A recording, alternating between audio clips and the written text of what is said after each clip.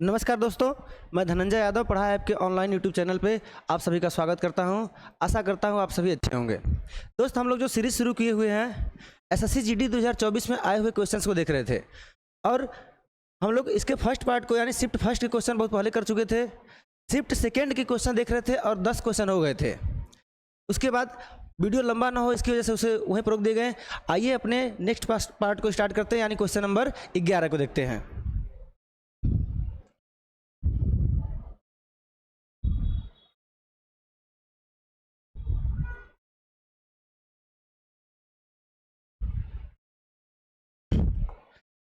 देखिए दोस्तों, question number 11 में हमसे क्या कह रहा है, विद्यार्थियों की वह अधिकतम संख्या ज्ञात कीजिए जिनके बीच 1003 चॉकलेट और 2703 कैंडी इस प्रकार बांटी जा सकती है कि प्रत्येक विद्यार्थी को प्रत्येक चॉकलेट और कैंडी समान संख्या में मिले। ये क्या है? समान संख्या में मिले। ऐसे क्वेश्चन में आपको करना क्या होता है कि आपको जब पूछे समान संख्या मिले तो आपको HCF निकालना होता है, यानी 1003 और 2703 का 1003 और 2703 का क्या निकालना है? HCF निकालना है। HCF निकालने का तरीका आप लोग जानते होंगे, लेकिन एक डिफरेंस मेथड होता है, उससे भी HCF निकलती है। तो आइए हम लोग उससे देखते हैं कितना आ जाएगा। आपको डिफरेंस करना है। 3 से 3 घटा 0, 0 से 0 गया 0, 7 से 0 गया 7, 2 से 1 गया 1, कितना आया? 1700। और इस 1700 को आप चाहो तो फैक्टर कर दो अभाज्य संख्याओं में, तो क्या लिख देंगे? 17 गुणित 100। 17 गुणित 100। आप देख रहे हो जो 100 है, इससे क्या इनमें से कोई संख्या कटेगी? यहाँ पे सम संख्याएं हैं, यहाँ विषम संख्या है, तो 100 से इनमें से कोई संख्या नहीं कटेगी, यानी HCF में 100 कोई रोल नहीं निभाएगा। और जो 17 बचा है, इस 17 को और तोड़ भी नहीं सकते, तो इस संख्या का HCF कितना हो जाएगा? 17, यानी सभी को 17 चॉकलेट और कैंडी देनी होगी। तो इस क्वेश्चन का राइट आंसर कौन सा हो जाएगा? Option number C. ठीक है, आइए चलते हैं अपने अगले क्वेश्चन पे।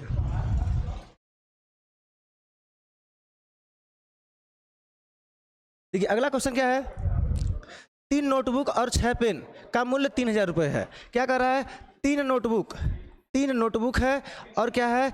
6 पेन है। 3 नोटबुक और 6 पेन कितने का है? 3000 रुपये का। 3000 रुपये का। फिर कर रहा है उतने ही पैसे से, यानी 6000 रुपये से एक व्यक्ति एक नोटबुक और 12 पेन खरीदता है। एक नोटबुक और 12 पेन खरीदता है कितने से? 3000 रुपये से। आपसे पूछ क्या रहा है? तो आपसे कह रहा है यदि राजू 15 पेन खरीदना चाहता है तो उसे कितना भुगतान करना होगा। यानी हमें 15 पेन की क्या करनी है? कीमत निकालनी है। तो 15 पेन की कीमत निकालने के लिए हमें एक पेन की कीमत चाहिए। तो ऐसे क्वेश्चन में करिए क्या, हमें पेन निकालना है तो हम नोटबुक के क्या कर दें? समान कर दें। ये मान लीजिए आपका समीकरण फर्स्ट है और ये आपका समीकरण सेकेंड है। तो जो निकालना होता है उसको छोड़कर बाकी दूसरे को क्या करो? समान कर दो। यहाँ पे 3 है, यहाँ पे 1 है, तो इसको भी 3 बनाने के लिए इस पूरे समीकरण में क्या करो? 3 से गुणा कर दो। तो कितना हो जाएगा? ये हो जाएगा 3n प्लस 12 3 36 पेन बराबर 3 तरीके 9000 रुपये। ये हमारा हो गया समीकरण नंबर 3। अब समीकरण फर्स्ट और थर्ड को क्या करेंगे? हल कर लेंगे, हमारा निकल जाएगा। तो यहाँ क्या था? समीकरण फर्स्ट को नीचे लिख लेते हैं, 3n प्लस 6 पेन बराबर 3000 रुपये। ये हमारा समीकरण फर्स्ट था। करिए क्या, थर्ड में से फर्स्ट को घटा दीजिए, यानी जब घटाएंगे तो चिन्ह बदल जाएगा, माइनस माइनस और ये कितना हो जाएगा? माइनस। ये आपका प्लस में 3 नोटबुक है, ये माइनस में क्या होगा? कट जाएगा। यह माइनस है कितना है? प्लस का 36 माइनस का 6, तो 36 से 6 घटा कितना आ गया? 30 पेन बराबर 9000 से 3000 घटाएंगे कितना आ गया? 6000 रुपये। तो 30 पेन 6000 रुपये की है। एक पेन कितने की आएगी? 0 से 0 कट गया, 3 दूना के 6, यानी एक पेन कितने की हो गई? एक पेन हो गई 200 रुपये की। एक पेन कितने की हो गई? 200 रुपये की। हमसे पूछा है 15 पेन की कीमत कितनी हो जाएगी? अगर एक पेन 200 रुपये की है तो 15 पेन कितनी की हो जाएगी? 15 का इधर गुणा 15 का इधर गुणा, 15 दूना के 30, यानी 3000 रुपये। तो 15 पेन खरीदने के लिए हमें कितना देना हो जाएगा? 3000 रुपये। Option number D. ठीक है, आइए चलते हैं अपने अगले क्वेश्चन पे।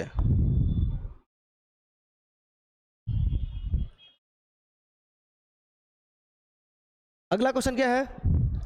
आपसे कह रहा है यदि 6 पेन का क्रय मूल्य, क्या लिखा हुआ है इसको हम गणित में लिख दे रहे हैं, 6 पेन का क्रय मूल्य यानी CP 5 पेन के विक्रय मूल्य यानी 5 पेन के एसपी के क्या है, बराबर है, एसपी के समान है यानी बराबर है। तो कह रहा लाभ या हानि प्रतिशत ज्ञात कीजिए। अब करिए क्या, इसको रेशियो बना लीजिए, यानी सीपी हमारा जहाँ का तहाँ है, एसपी को नीचे ला दीजिए, हो गया सीपी बटे एसपी।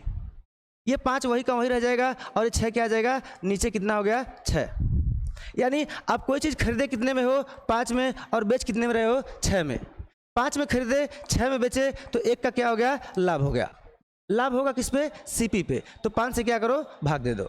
1/5 का फ्रैक्शन वैल्यू कितने परसेंट होता है, 20%। तो इसका राइट आंसर कितना आ जाएगा, 20%। 20% क्या हो जाएगा, लाभ हो जाएगा। Option number B is the right answer. ठीक है, आइए चलते हैं अपने अगले क्वेश्चन पे।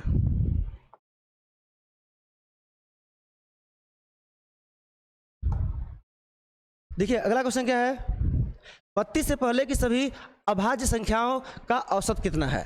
यानी हमें निकालना क्या होगा, इसके लिए हमें जानकारी होनी चाहिए अभाज्य संख्या की। यानी अभाज्य संख्या होती क्या है, तो ऐसी संख्याएं जिनके केवल 2 फैक्टर हो। अभाज्य संख्या क्या होती है, जिनके केवल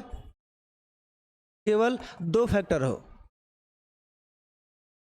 यानी वह संख्या केवल 2 संख्याओं से कटे।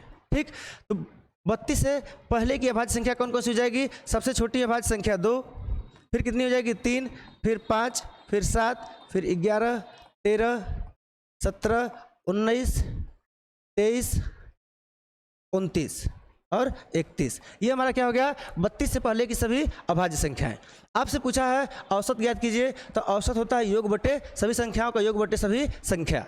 तो सबको जोड़ दीजिए और संख्याएं कितनी है उससे क्या करिए, भाग लगा दीजिए। तो कितनी संख्याएं हैं, 1 2 3 4 5 6 7 8 9 10 11। 11 से क्या करिए, भाग लगा दीजिए। जोड़िए देखते हैं कितना आता है। 9 1 10, 10 3 13, 13 9 22, 22 7 29, 29 3 32, 32 1 33, 33 7 40, 40 5 45, 3 48, 2 50 के 0 हाथ में 5, 5 3 8 2 10 2 12 13 14 15 16, कितना आया 160 बट्टे 11।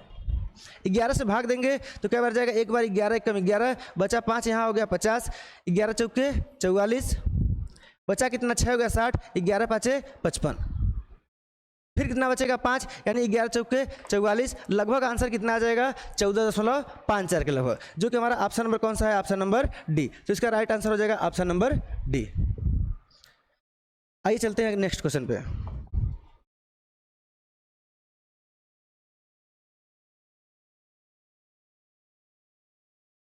देखिए अगला क्वेश्चन क्या है दोस्तों, 2 संख्याओं का गुणनफल कितना है 720, उनका महत्तम समापवर्तक यानी एचसीएफ कितना है, एचसीएफ है 4।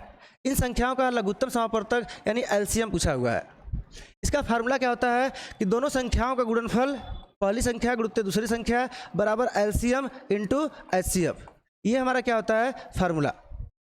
2 संख्याओं का गुणनफल हमें दिया हुआ है जो कि कितना है 720 बराबर एलसीएम हमसे पूछा हुआ है, एचसीएफ कितना दिया हुआ है 4।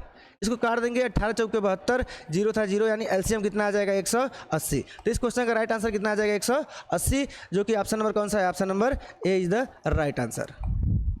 आशा करते हैं दोस्त आपको पढ़ाया हुआ समझ में आ रहा होगा। आइए देखते हैं अपना अगला क्वेश्चन।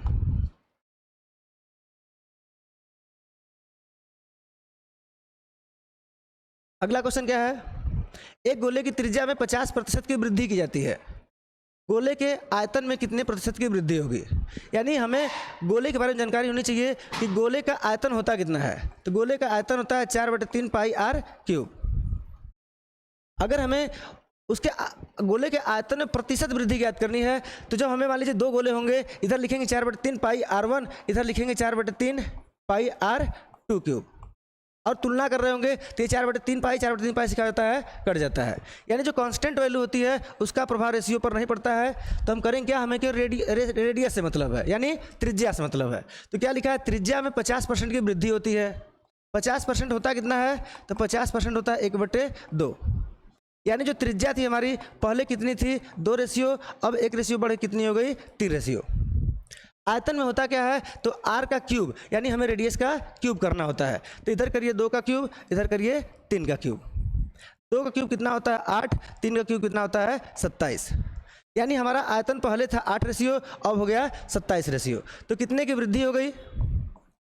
17 से 8 गया 9, 1 19, 19 रेशियो की वृद्धि हुई कितने पर? 8 पर गुणुत्ते 100।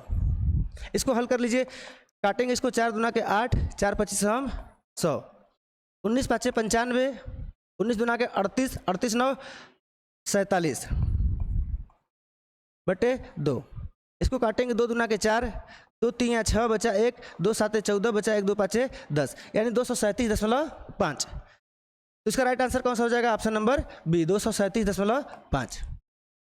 तो जब कभी आपको ऐसे क्वेश्चन आए और आपको प्रतिशत वृद्धि पूछे तो आपको कांस्टेंट वैल्यू को छोड़ देनी है और उसके केवल रेडियस पे क्या करना है? ध्यान देना है। क्षेत्रफल पूछे तो आर स्क्वायर और आयतन पूछे तो आर का क्यूब। आइए चलते हैं नेक्स्ट क्वेश्चन पे।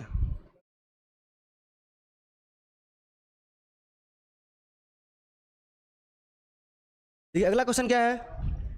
384 मीटर लंबी एक रेलगाड़ी बिजली के खंभे को 12 सेकंड में पार करती है और विपरीत दिशा में यात्रा कर रही समान लंबाई की दूसरी रेलगाड़ी की चाल कितनी है? दूसरी रेलगाड़ी की लंबाई कितनी है? पहली के समान है। इसमें आपको एक कॉन्सेप्ट याद रखना है कि जब कभी कोई रेलगाड़ी किसी ऐसी वस्तु को पार करे जिसकी लंबाई नगण्य हो, यानी किसी बिजली के खंभे वंभे व्यक्ति को पार करे, तो करते क्या है? जो डिस्टेंस तय करती है रेलगाड़ी वह अपनी लंबाई के बराबर तय करती है। तो हमारे क्वेश्चन में कह रहा है 384 मीटर लंबी रेलगाड़ी, यानी रेलगाड़ी की जो पहली रेलगाड़ी है इसकी लंबाई कितनी है? 384 मीटर। बिजली के खंभे को पार कर रही है, यानी अपनी दूरी को पार करेगी कितने सेकेंड में? 12 सेकेंड में। टी कितना हो गया? 12 सेकेंड। तो यहाँ से हम पहली की चाल निकालेंगे। चाल बराबर होता क्या है? दूरी बटे समय, यानी 384 बटे 12। ये किस में आएगा? मीटर प्रति सेकेंड में। मीटर प्रति सेकेंड में। इसको काट दीजिए, काट लेंगे। 12 3 36 बचा 2, 12 दूना के 24, यानी कितना आया? 32 मीटर पर सेकेंड। ये आ गया हमारे पहली गाड़ी की स्पीड। पहली गाड़ी की आ गई स्पीड। फिर आगे हमसे कह रहा था विपरीत दिशा में यात्रा कर रही समान लंबाई की दूसरी रेलगाड़ी की चाल कितनी है?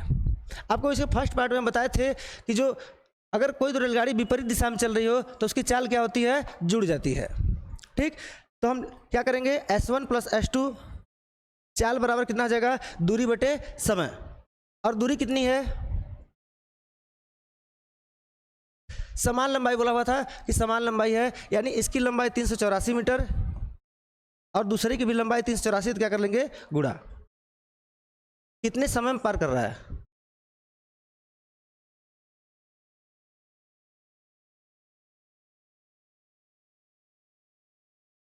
इसके लिए समय तो लिखा ही नहीं गया है। इस क्वेश्चन में लग रहा है कुछ समय में छूट गया है। चलिए इसको बाद में करा देंगे, दूसरे के लिए समय नहीं दिया हुआ है। इसको स्किप कर दीजिए, इसको बाद में करा देंगे। क्वेश्चन नंबर 17 क्या है? बाद में देखकर चेंज करा देंगे। आइए देखते हैं नेक्स्ट क्वेश्चन क्या है।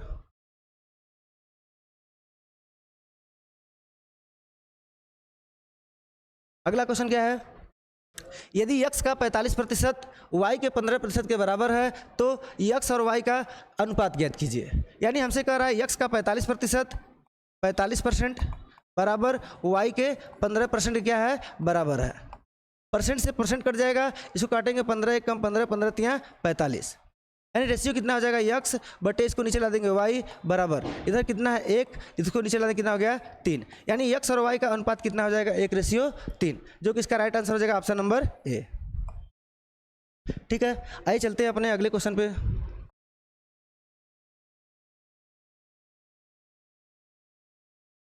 अगला क्वेश्चन क्या कर रहा है? एक मेज का विक्रय मूल्य 6,875 रुपये है। यदि लाभ प्रतिशत 25% है तो मेज का क्रय मूल्य कितना होगा? सीपी आपसे पूछा हुआ है। दिया कितना है? 25% लाभ होता है, तो 25% होता कितना है? 1/4। लाभ होता किस पे है? सीपी पे, यानी कोई चीज़ कितना हम खरीदा है? 4 रुपये में, तो उसको बेचेगा कितने में? एसपी बेचे कितने में? 1 बढ़ाकर, यानी 5 रुपये में। हमारा जो क्वेश्चन में रेशियो है वो 5 रेशियो में बेच रहा है, लेकिन वास्तव में बेच कितना में रहा है? 6,875 रुपये। तो इस 5 रेशियो कर देंगे 6,875 के बराबर है। एक रेशियो यहाँ से निकालेंगे, एक रेशियो कितना आएगा? 5 से काट देंगे, 5 1 कम 5 बचाएगा 18, 5 3 15 बचा 3 37, 5 7 35, 5 5 25, यानी एक रेशियो की वैल्यू आ गई 1375। हमसे पूछा है सीपी, सीपी है 4 रेशियो, 1375 से क्या कर देंगे? गुणा कर देंगे। कितना आ जाएगा, 4 पंजे 20, 4 7 28, 2 30, 4 3 12, 3 15, 4 1 कम 4 1 7, कितना आया, सॉरी 4 3 12 3 15, 1 4 कम 4 1 5, 4 1 कम 4 1 5, कितना आया 5500 रुपये, जो कि इसका राइट आंसर हो जाएगा ऑप्शन नंबर ए। आइए चलते हैं अपने आज के इस सेट के लास्ट क्वेश्चन पे।